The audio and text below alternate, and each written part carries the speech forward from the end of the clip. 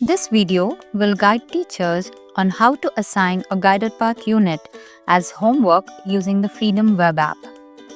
Once you're logged in to web.getfreedom.com, click on the purple banner that says Keep a track of your students' growth to open your dashboard.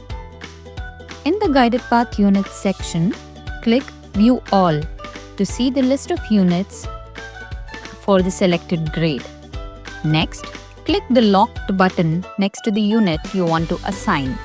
This unlocks the unit for your students.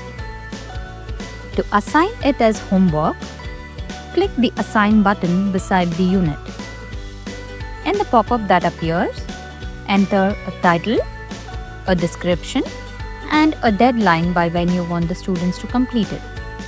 Tap Next. Now, choose who to assign it to.